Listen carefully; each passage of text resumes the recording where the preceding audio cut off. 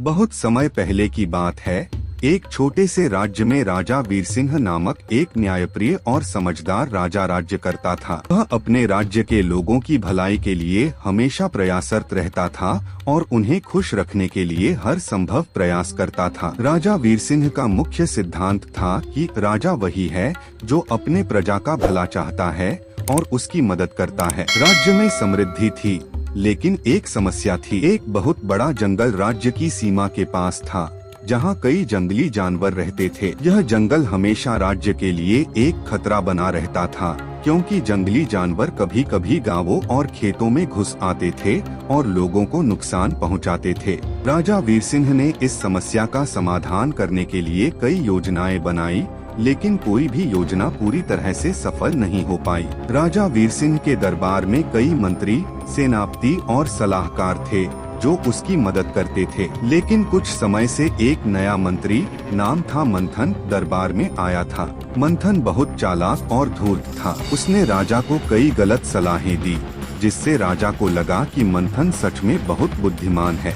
मंथन ने राजा से कहा, महाराज, हमें इस जंगल में जंगली जानवरों से निपटने के लिए कोई बड़ी योजना बनानी चाहिए। क्यों न हम जंगल में एक विशाल किले का निर्माण करें, जहां हम अपने सैनिकों को तैनात कर सकें और जंगल को पूरी तरह से नियंत्रित कर सकें। राजा ने उसकी बात मानी और उसे इस योजना को अमल में लाने के लिए कह दिया। मंथन ने जल्दी ही किले का निर्माण शुरू करवा दिया। किले के निर्माण में बहुत समय और पैसा लगा, लेकिन अंत में किला तैयार हो गया। किले में सैनिकों को तैनात किया गया और जंगल के किनारे पर सुरक्षा बढ़ा दी गई। हालांकि इस योजना के कारण राजा को राज्य के खजाने से बहुत पैसा खर्च करना पड़ा था। कुछ समय बाद किले की सुरक्षा का कोई फायदा नहीं हुआ। जंगली जानवर अब भी राज्य के गाँवों में घुसते थे और किसानों की फसलों को नष्ट करते थे। राज्य के लोग परेशान हो गए थे और राजा वीरसिंह भी असमंजस में पड़ गए थे। राजा ने अपनी पूरी सेना और मंत्रियों को बुलाया और स्थिति पर चर्चा की, लेकिन कोई भी मंत्री और सेनापति इस समस्या का समाधान नहीं दे पाया। राजा को समझ में आ गया कि मंथन की योजना न तो सही थी और न ही प्रभावी। एक दिन राजा वीरसिंह ने जंगल के पास स्थित एक छोटे से गांव के प्रमुख भोलू को बुलाया। भोलू बहुत सरल और ईमानदार आदमी था और उसे जंगल के बारे में बहुत अच्छी जानकारी थी। राजा ने भोलू से पूछा, भोलू, क्या तुम हमें बताओगे कि इस जंगल के जंगली जानवरों को कैसे नियंत्रित किया जा सकता है?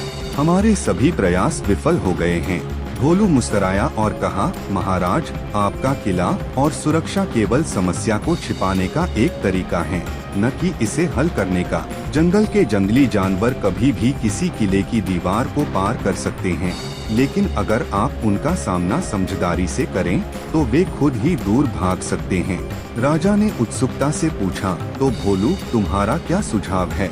भोलू ने जवाब दिया, महाराज, हमें जंगल के जानवरों से लड़ने की बजाय उनके स्वभाव को समझना होगा। हमें यह जानना होगा कि वे क्यों आते हैं और क्या चाहते हैं। जानवरों को डराने की बजाय हमें उन्हें प्यार और समझ से नियंत्रित करना होगा। राजा ने भोलू की बातों को ध्यान से सुना और तय किया कि वह भोलू की सलाह का पालन करेगा। राजा ने जंगल के भीतर जाकर जंगली जानवरों से बात करने का निर्णय लिया।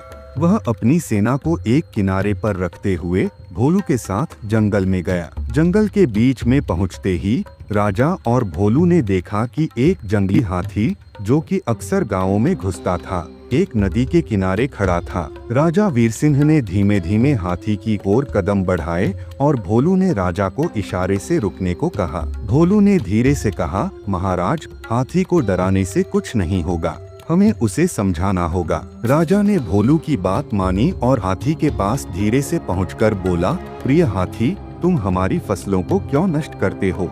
क्या तुम भूखे हो या तुम्हें पानी की जरूरत है? हाथी ने राजा की बात सुनी और शांत होकर नदी के पास खड़ा हो गया।